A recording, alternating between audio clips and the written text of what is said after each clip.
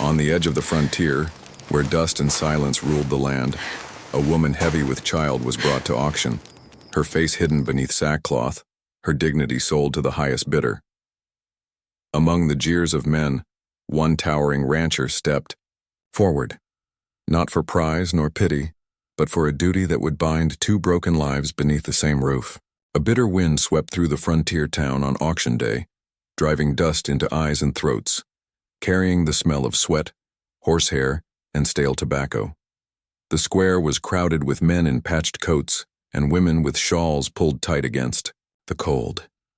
Hooves clattered against the frozen ground as traders led oxen, mules, and broken wagons forward to be shouted over and sold.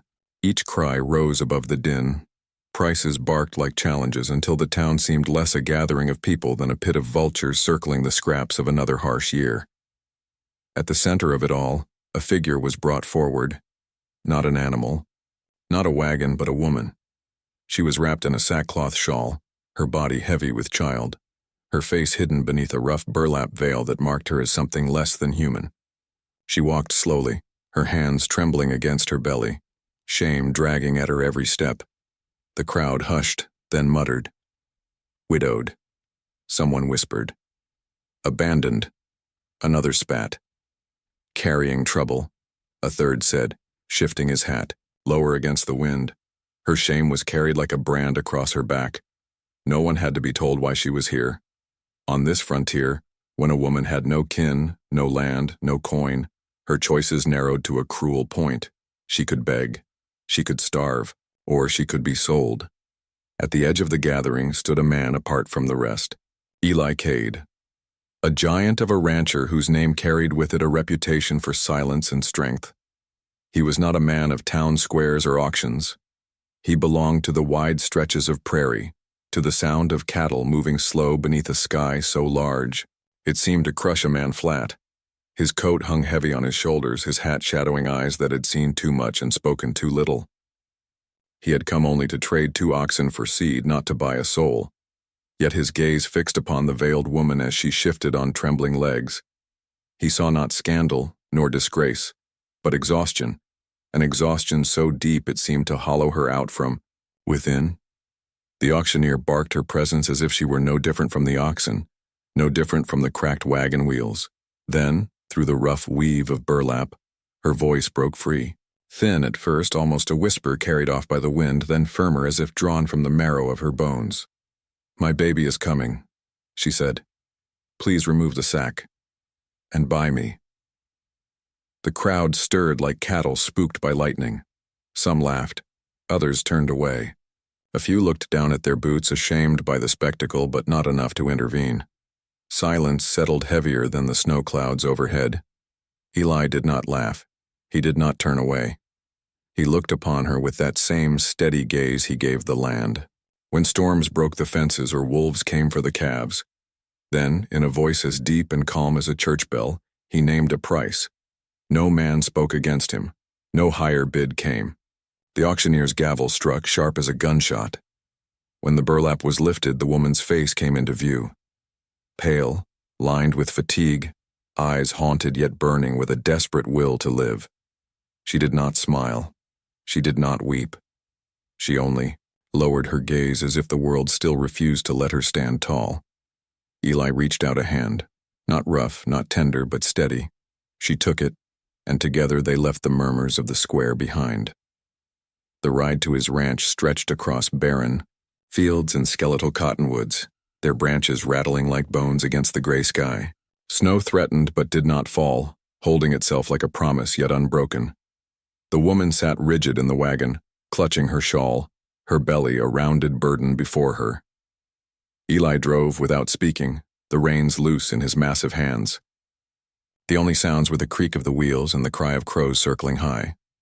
When at last they reached his homestead, the land opened into a spread of weathered fences, outbuildings leaning like tired men, and a ranch house standing stark against the horizon. Smoke curled thinly from the chimney, though the air inside carried more chill than warmth. He opened the door for her, and she stepped into a room stripped bare by solitude. A wooden table scarred by years of meals taken alone. A shelf with a single Bible, its pages yellowing, a rocking chair in the corner, its hollow creak filling the silence like a ghost. "This is my place," Eli said, his voice neither welcoming nor unkind. "You'll have food and a roof. Nothing more is promised." The woman, Anna, she said at last, her voice no louder than a candle flame, nodded. She lowered herself into the nearest chair, the shawl still clutched tight. Her eyes searched the walls as if for proof that this was not another cage. Eli removed his hat, ran a calloused hand across his weathered face, and turned away. He busied himself with the fire, placing logs one after another until the hearth crackled. Yet the warmth did not seem to reach either of them. That night, Anna lay on a narrow bed smelling faintly of cedar and old blankets. The child within her shifted, pressing against her ribs as though demanding a place in this world already hard and unwelcoming. She closed her eyes, hearing only the faint creak of the rocking chair in the next room, moving though no one sat. In it, Eli sat nearby, staring at the flames until his eyes blurred. He did not look toward the bedroom. He did not pray. He simply remained as if his presence alone might hold back the wolves of hunger, shame, and despair that circled the woman he had brought into his home. In that silence, two lives, one burdened by shame, the other by solitude, settled uneasily beneath the same roof. Neither welcomed the other, neither yet trusted. But both knew in the marrow of their bones that survival had bound them together, and dignity would not be easily given. In the weeks that followed, Anna moved through Eli Cade's house like a ghost that refused to rest. Her steps were careful, as though she feared she might disturb the silence that hung in every rafter and nail. At dawn, she lit the hearth and stirred the embers until they glowed, then busied herself with small labors, sweeping the floor, wiping dust from shelves, stitching the tears in old linens. Her hands trembled often, not from weariness, but from memories that rose unbidden. Every creak of the rocking chair carried her back to another time, to the small farmhouse where her husband once sat with his boots crossed, grinning at her through lamplight, to the long winter when she buried him in the frozen ground, the vows they spoke turning brittle and short-lived against the cruelty of the prairie. The chair in Eli's home did not belong to her, but its sound pierced her ribs all the same, a reminder of promises broken by death, not choice. Eli's days were spent beyond her reach. Before the light had fully broken the horizon, he was already at work. She saw him from the window sometimes, his broad frame bent to the plow, his breath rising in clouds against the cold. He mended fences, hauled water, moved cattle across brittle fields. His shoulders carried the weight of land that seemed determined to resist him at every turn. He returned after starlight, often too tired to speak, and Anna wondered if silence had become his only language, but she was not blind to the shadows that followed him in. The way his jaw clenched when he saw the rifle above the mantel, untouched but always present. The way his eyes fixed, not on her, but on something far away when the evening fire crackled too loud. She learned in unspoken fragments that he had once fought in the border wars, skirmishes that tore families and tribes apart, leaving blood in the dust. His brother had fallen there, a boy younger than Eli by 5 years, shot in the chest before his life had properly begun. Eli had carried that body, laid it beneath a crude wooden cross, and afterward, he swore never again to lift a weapon unless the Lord himself demanded it. Their meals together were plain and unadorned. Tin plates clinked, spoons scraped, and the rhythm of eating filled the space words would not cross. Anna chewed in silence, eyes lowered, while Eli drank coffee as though it were the only thing strong enough to steady him. Yet within those quiet rituals, something fragile began to form. Small gestures surfaced like wildflowers after snowmelt. One morning, when the fire had burned low, Anna rose to find an extra log laid by the hearth, cut and stacked by Eli's hand. Another evening, Eli returned to find his gloves mended, the seams stitched neatly where they had frayed. Neither spoke of these acts, but each carried their weight.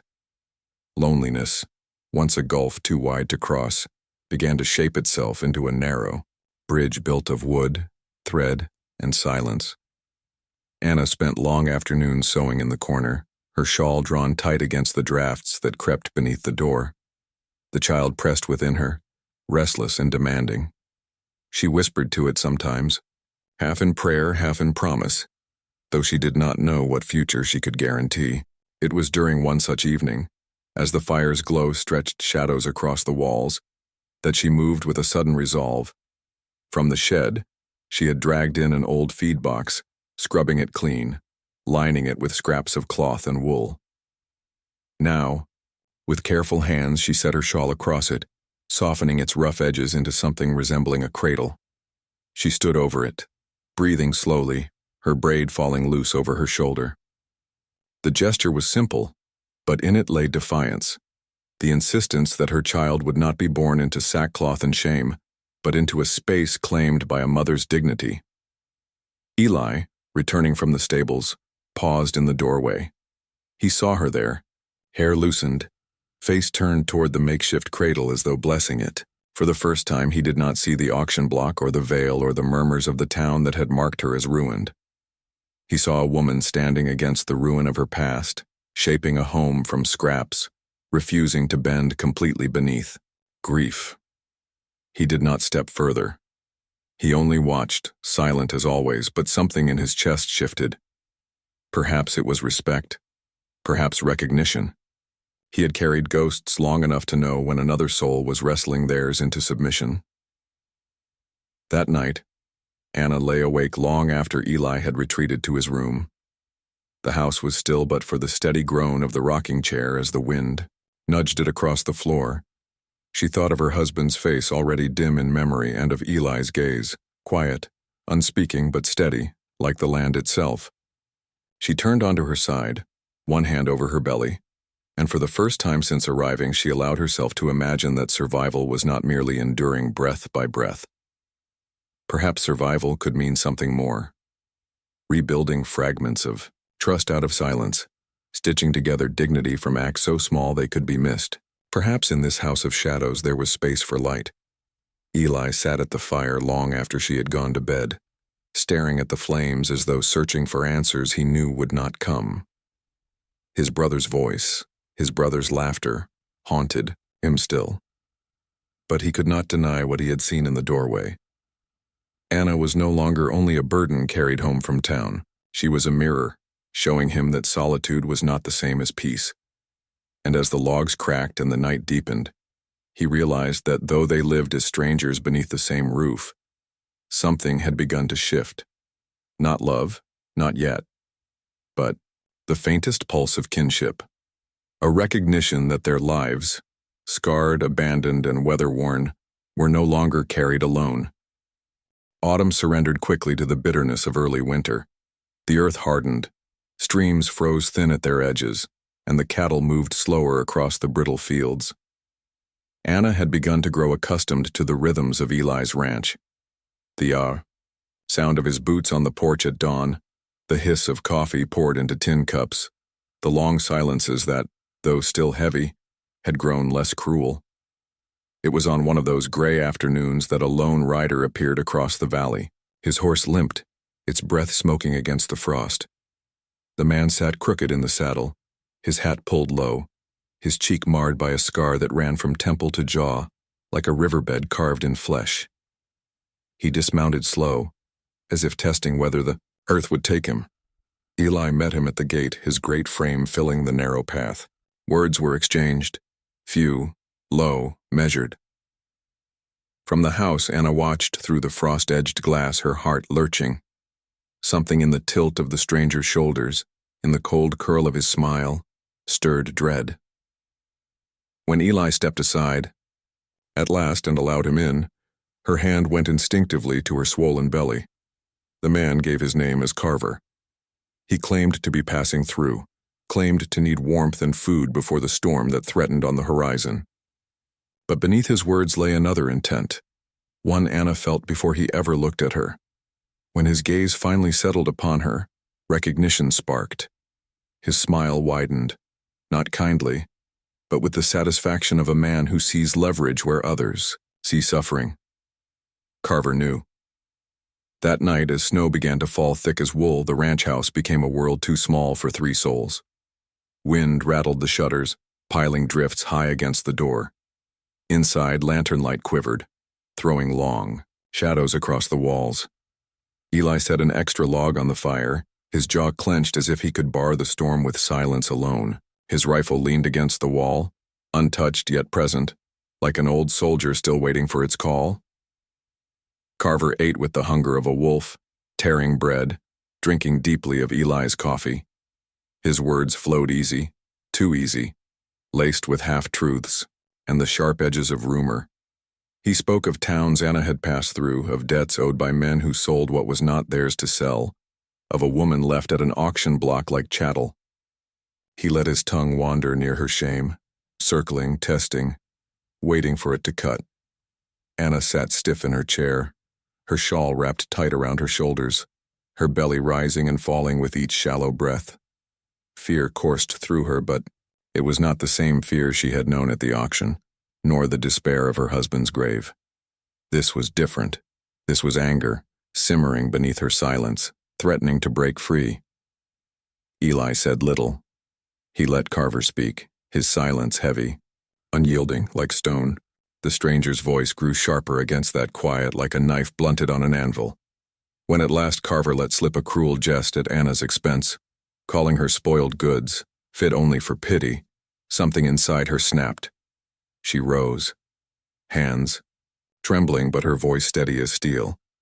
"You know nothing of me," she said, her eyes fixed on him with a fire that surprised even herself. "You think to name me by rumor, by lies carried in the mouths of cowards.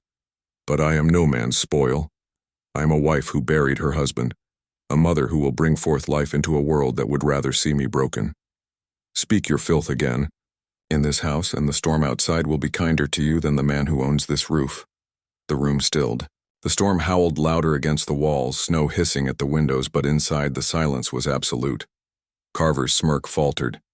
He glanced toward Eli, expecting to find in him some sign of agreement or at least indifference. Instead, he met eyes as steady as bedrock, eyes that did not flinch, did not yield. Eli's silence was not cowardice. It was shield and judgment alike. His great hands rested on the table still, yet heavy with the unspoken promise that if Carver crossed one more line, no storm would save him. Carver laughed then, thin and brittle, and muttered something about jest. He leaned back, chewing his bread slower, his bravado dampened. But the shadows had already spread, and the air in the room would not clear. The night stretched long. Anna lay awake on her narrow bed, listening to the storm scream through the eaves, her heart still hammering. From her defiance, Eli sat by the fire, the rifle near his hand, though he did not touch it. He stared into the flames, his silence a watchman's oath. Carver slept sprawled on the floor near the hearth, his presence a dark weight against the fragile peace the house had held before. When dawn came, the storm relented. Snow lay deep across the fields, glittering under pale sunlight. Carver saddled his horse with stiff movements, muttering about roads to be traveled and fortunes to be found elsewhere. He left without thanks, without farewell, his figure shrinking against the white horizon until it was swallowed whole. Yet though his body was gone, his presence lingered like smoke in the rafters. Anna sat by the cradle she had made from the feed box, her shawl draped across it, her braid loose over her shoulder. She felt both stronger and more afraid. Stronger, for she had found her voice at last. Afraid, for she knew voices like Carver's did not fade easily. They carried, they hunted, they returned. Eli passed behind her, pausing at the doorway. His hand hovered for a moment above the back of her chair, but did not touch. He only said, low and steady, "He won't trouble you here." Anna did not answer. She looked at the cradle, then at the snow swirling beyond the window. The house was quiet again, but the shadows remained. The storm did not pass quickly. Day upon day, snow fell in sheets so heavy that the world beyond the ranch seemed to vanish. Drifts pressed against the doors, windows frosted thick until even the mountains disappeared. The house became an island of light and wood, a prison and a refuge at once, holding two lives within its narrow walls. Eli rose early, as he always did, and worked until his body trembled from the cold. He chopped wood in the yard, the axe swinging again and again until his palms split and bled. He carried the logs inside with quiet determination, his breath white against the air. Anna watched him sometimes from the window, her hand resting on her belly, torn between gratitude and unease. She had her labors too. By lamplight she sewed until her fingers blistered, repairing shirts, darning socks, stitching quilts from scraps. Each push of the needle through cloth was both a prayer and a punishment, the rhythm steadying her thoughts even as it reopened wounds within her heart. She told herself the work mattered, that the house was warmer, softer for it. But she knew, she sewed also to drown the voice that whispered she was a burden here, an intruder on a life that had no place for her. In the evenings, when the wind howled like wolves beyond the shutters, they shared the same room, their silences no longer sharp but weighted, pulsing. Each stole glances across the lamplight. Not lingering, never lingering, but never empty. A bridge built one look at a time, fragile as ice. It was Eli who first broke the pattern of silence. One night, with the fire crackling low, he spoke of his brother. His voice was rough, as though unused to confession. He told of the war, of nights crouched in the sagebrush with rifle in hand, of a boy's body cradled against his chest after the bullet struck. He spoke not in detail, but in fragments, like a man digging through coals too hot to touch, and then quietly, of the vow he had taken, that he would never again draw his gun in anger, never again shed blood, even if the frontier demanded it. Anna listened, her hands folded in her lap. She thought of his silence these past weeks, the weight in his gaze. She realized it was not indifference but penance that bound him so tightly. She wondered how long a man could carry such guilt without it breaking him. Another night it was she who spoke. Her words came softly, halting at first, then steadier. She told of the wedding dress folded beneath her mother's quilt, still tucked away in a chest that no longer belonged to her. She told of the man she had wed, who had kissed her brow and promised to return from the cattle trail. He never had. She buried him in earth so frozen she thought the grave itself might reject him. And when her kin turned their backs, when food ran thin, she found herself on the road alone, heavy with child, until the auction block swallowed her. Her voice cracked at the telling, but she did not weep. Eli sat in silence, his eyes steady upon her, not with pity, but with the respect of one scar recognizing another. In that moment, they did not sit as strangers, but as two broken souls, acknowledging the fractures carved deep within them. Yet for all their confessions, tension coiled still beneath the roof. It moved like a snake between them, unseen yet always felt. Eli wrestled in secret with guilt. Had he saved Anna from the crowd, or merely caged her in another kind of prison? Did his silence offer her dignity, or deny her freedom? He looked at her swollen belly and wondered if the child would grow to see him as protector or jailer. Anna, in turn, lay awake at night listening to the wind batter the house. Fear gnawed at her. What if Eli's kindness wore thin? What if her child, crying and frail, proved a weight too heavy for him to carry? Would she once more be cast adrift, this time with a newborn clutched to her breast? The house itself seemed to share in their unrest. The rocking chair in the corner groaned against the floorboards, though no hand touched it, as if the ghosts of their past lives lingered there, keeping vigil. At night its creak wove through Anna's dreams, a lullaby of sorrow that bound her to memories she longed to lay down. One evening, when the snow thickened outside and the wind roared against the eaves, Anna rose from her chair. She crossed the room to the cradle she had fashioned from the feed box. She laid her hand against the shawl lining it and whispered, "You will not be born into shame." The words were for her child, but they echoed in the stillness, reaching Eli's ears where he sat near the fire. He did not answer. He simply watched her, his face caught between shadow and flame.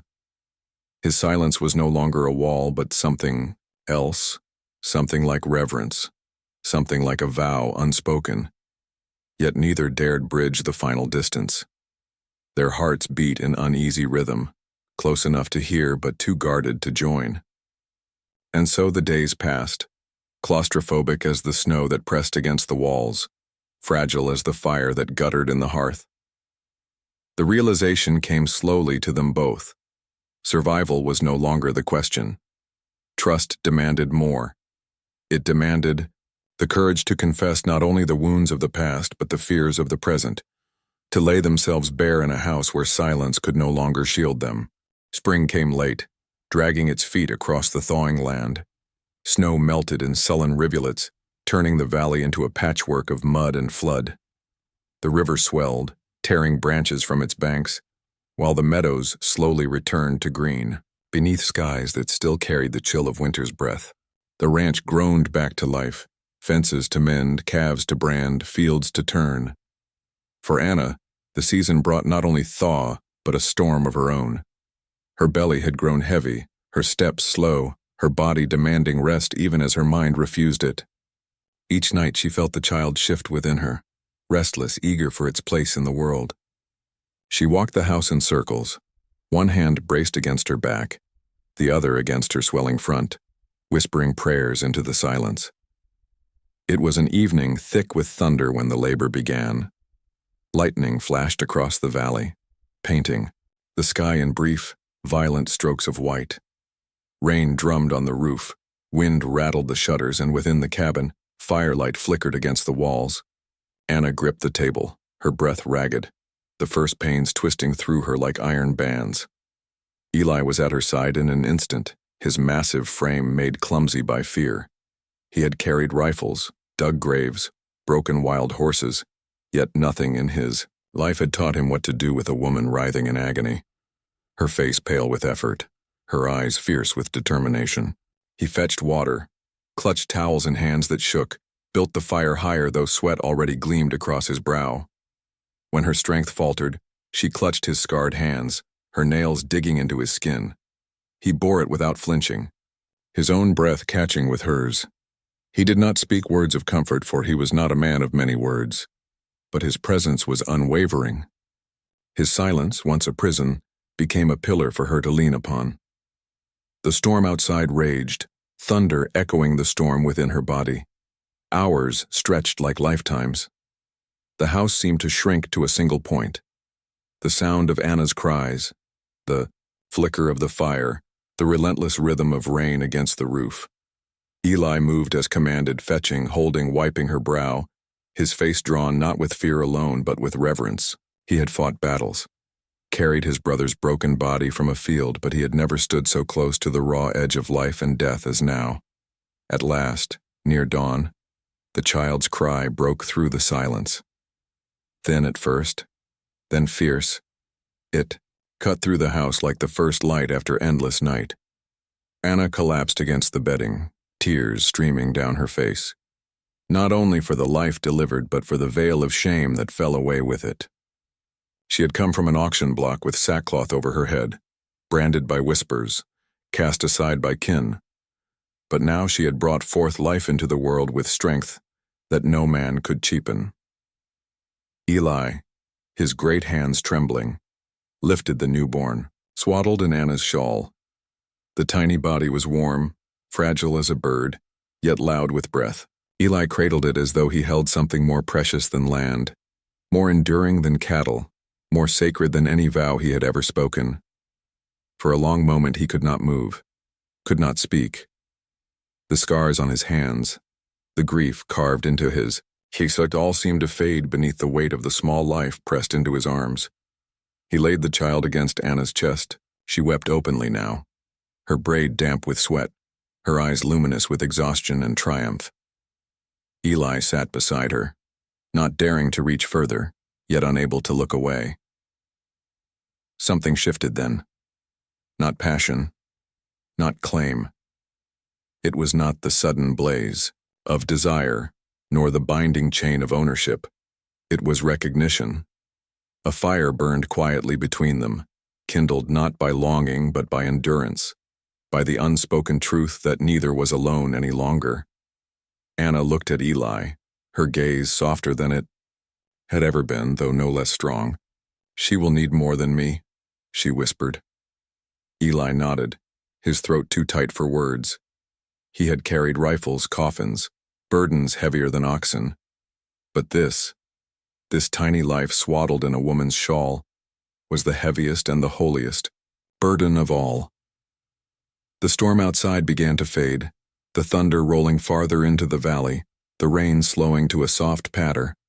The fire settled into embers, its glow wrapping the room in warmth. The rocking chair in the corner moved gently with the draft, creaking not as a ghost of grief but as a witness to new life. Anna drifted into sleep, her child nestled close, her breathing steady. Eli remained awake, watching them both as though the world itself depended on his vigilance.